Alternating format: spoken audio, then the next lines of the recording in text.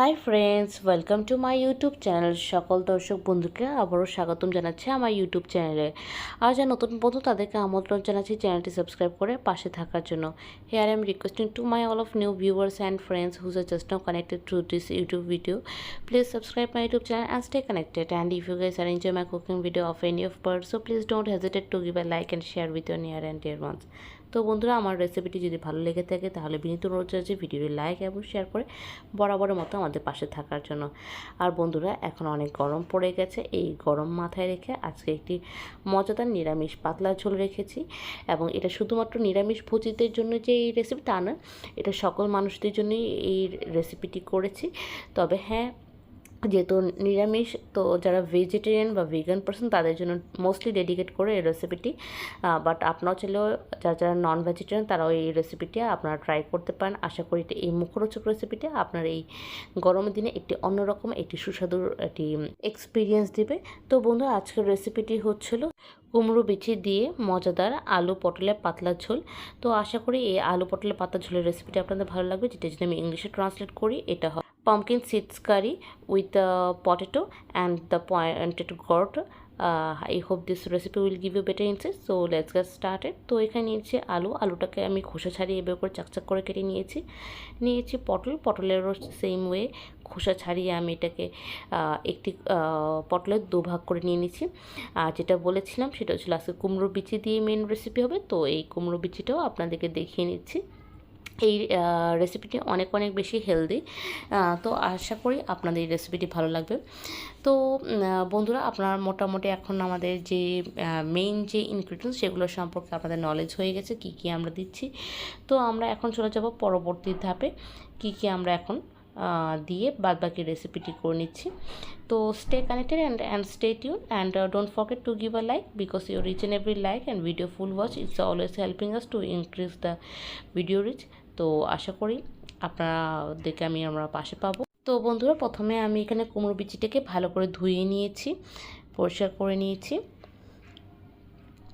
এবার আমি কিছুক্ষণের জন্য এটাকে জলে ভিজিয়ে রাখবো, বেশ খানিকক্ষণের জন্য। তো after the soak fully it's 4 to 5 hours later then আমি এটাকে মধ্যে সামান্য আদা এবং কাঁচা লঙ্কা দিয়ে আমি এটাকে বাটবো। আর এদিকে একটা মশলা তৈরি করছি, যেখানে আমি 1 টেবিল স্পুন হলুদের গুঁড়ো, 1 টেবিল স্পুন লাল মরিচের গুঁড়ো দিচ্ছি। আপনারা চাইলে লাল মরিচের গুঁড়ো 1/2 টেবিল স্পুনও দিতে পারেন, বাট আমরা যেহেতু ঝাল প্রিয় তো আমরা এটাকে দিয়ে দিচ্ছি 1 টেবিল স্পুন।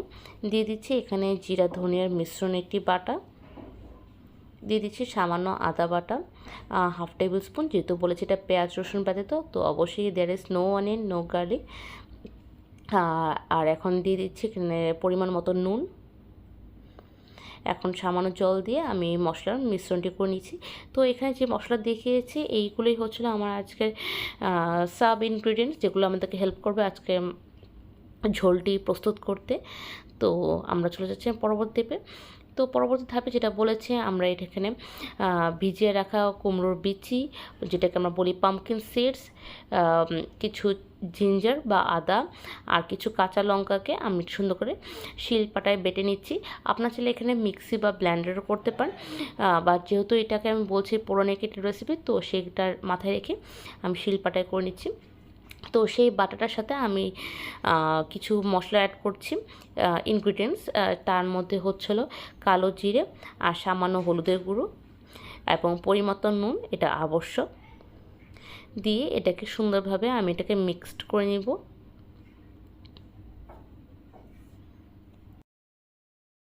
তো মিক্স করার পর আমি চলে যাবো পরবর্তী ধাপে। আমি একটি কড়াই নিয়ে নিচ্ছি, কড়াইটি ভালো করে গরম করে আমি এখানে একটু সামান্য পরিমাণ তেল দিচ্ছি। আপনারা দেখতে পাচ্ছেন বন্ধুরা আপনার তেলের পরিমাণটা কতটুকু, কারণ অনেকেই মনে করে যে বড়া করা মানেই হচ্ছিল অনেক অনেক তেল। না, কম তেল দিয়েও বড়া হয় বন্ধুরা, একটু জাস্ট পেশেন্টলি আপনার কাজটা করতে হবে। এখন আমি ছোটো ছোটো করে বড়ি আকারে আমি এখানে বড়াগুলো ভেজে নেব। বড়ি আকারে মানে ছোটো ছোটো বড়া করে নেব, যেটা আমি সুন্দর সোজা বাংলায় বলি। তো জাস্ট আপনাদেরকে জাস্ট ইমাজিন দেওয়ার জন্য আমি বলেছি বড়ির শেপে। তো এভাবে করে আমি ছোটো ছোটো বড়াগুলো ভেজে নেব। এবং বড়াগুলো অবশ্যই আমি ততক্ষণ পর্যন্ত ভাজবো যতক্ষণ পর্যন্ত এপিট ওপিট দুপিট মানে সব দিক হালকা বাদামি বর্ণের বা সোনালি বর্ণের রঙে পরিণত না হচ্ছে, এবং যখন সমস্ত দিক যখন বাদামি রঙে পরিণত হয়ে যাবে তখন এটাকে ভালো করে ভাজাটা কনফার্ম করার পর আমি এটা অন্য একটি পাত্রে ট্রান্সফার করে নিব। Are the same way I will follow the next procedure, next batch, এবং এভাবে করে আমি প্রতিটি ব্যাচে আমি সুন্দর করে পামকিন সিডস বা মিষ্টি কুমড়োর বিচি দিয়ে যে ম্যারিনেশন করেছি সেটার বড়াগুলো সুন্দরভাবে ভেজে নেব। তো এখন আপনারা দেখতেই পাচ্ছেন দৃশ্যে যে এটা সুন্দরভাবে ভাজা হয়েছে, বাদামি রঙের হয়ে গেছে। এখন আমি এটি অন্যটি পাত্রে ট্রান্সফার করে নিচ্ছি। নাও এখানে একটু তেল অ্যাড করে নিচ্ছি।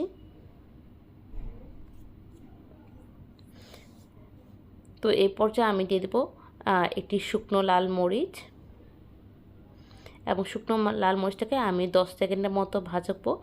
বেশি ভাজলে আবার পুড়ে যাওয়ার সম্ভাবনা থাকে, তো আপনারা খেয়াল রাখবেন এই পর্যায়ে যাতে এটা সুন্দরভাবে বাদামি বর্ণের রঙে পরিণত হয়ে যায়। এরপর দিয়ে দিচ্ছি একটি তেজপাতা এবং দিয়ে দিচ্ছি 5 ফোড়ন। তো বন্ধুরা, আপনারা সবাই জানেন 5 ফোড়নে কী কী আসে, তো এখানে আবার নতুন করে আলাদা করে বলার মতো কিছু থাকে না। তো এই পর্যায়ে আমি দিয়ে দিচ্ছি আলুগুলো।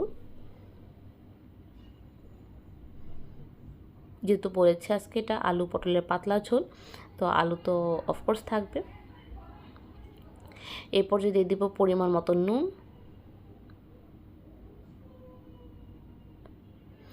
দিয়ে এটাকে বেশ খানিকক্ষণের মতো ভাজা ভাজা করব।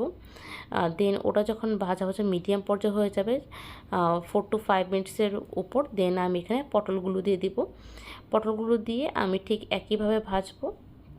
অবশ্যই আমি এখানে স্বাদ মতো নুন ব্যবহার করব। এখন আলু এবং পটল একসাথে ভাজা হবে, কারণ নর্মালি কিন্তু পটলে একটু কম ভাজলে হয়, কিন্তু আলুটা একটু বেশি ভাজতে হয়, তাই আমি আলুটা আগে দিয়েছি যাতে দুইভাবে ভাজা হয়ে যায়। আমি দিয়ে দিচ্ছি এখানে হলুদের গুঁড়ো। তো এখানে আমি এখানে 5 থেকে 6 মিনিটের মতো এটাকে ভাজা ভাজা করে নিব। এই পর্যায়ে আমি ঢাকনা ঢেকে দিব 4 থেকে 5 মিনিটের মতন। 4 থেকে 5 মিনিট পর আমি ঢাকনাটা সরিয়ে আমি আবার একটু নাড়াচাড়া করে নেব। যেটা নর্মালি এক পিঠ ভাজা হয়ে গেলে আমরা একটু অন্য পিঠ দিয়ে রাখি।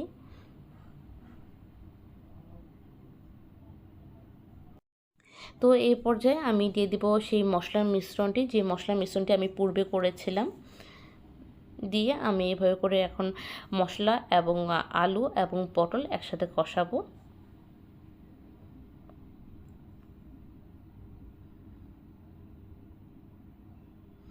আর এখানে মশলা যেগুলো রয়েছিল সেগুলোর সাথে একটু গরম জল অ্যাড করে সেটা ধুয়ে দিয়ে দিলাম। তো এই পর্যায়ে বন্ধুরা আমি এটাকে ভালো করে কষিয়ে নিব। দেখতেই পাচ্ছেন আমার কষানোর পরিমাণটা ঠিক কীরকম হয়ে যাচ্ছে, একদম ড্রাই ড্রাই হয়ে যাচ্ছে তখন আমি এখানে চেরা কাঁচা লঙ্কা দিয়ে দিচ্ছি। দিয়ে আমি এখানে ফুটন্ত গরম জল দিয়ে দিচ্ছি। যেহেতু বলেছি বন্ধুরা এটা পাতলা ঝোল, তো অফকোর্স ঝোলের কনসিস্টেন্সিটা অনেক বেশি হবে এবং মশলা কম হবে, তাই আমি আজকে কম মশলা দিয়েছি।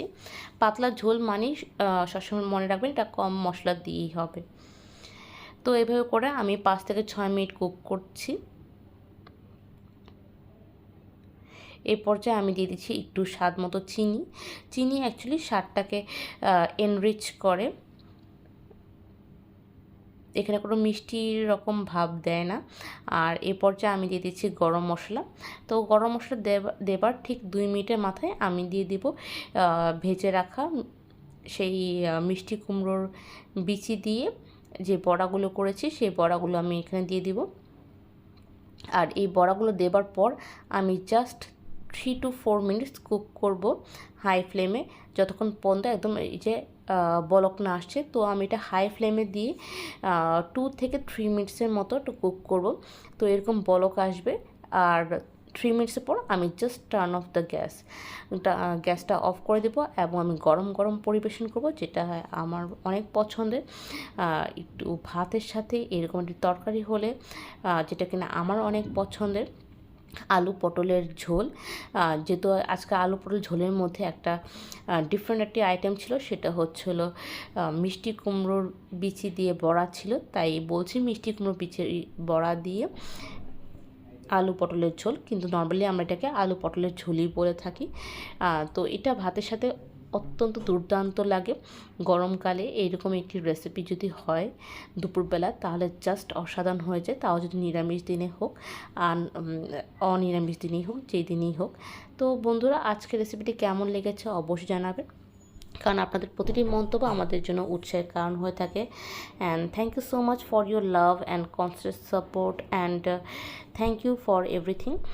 তো বন্ধুরা, আজকের রেসিপিটি কেমন হলো প্লিজ জানাবেন, কারণ আপনাদের প্রতিটি মন্তব্য আমাদের শিরোধার্য।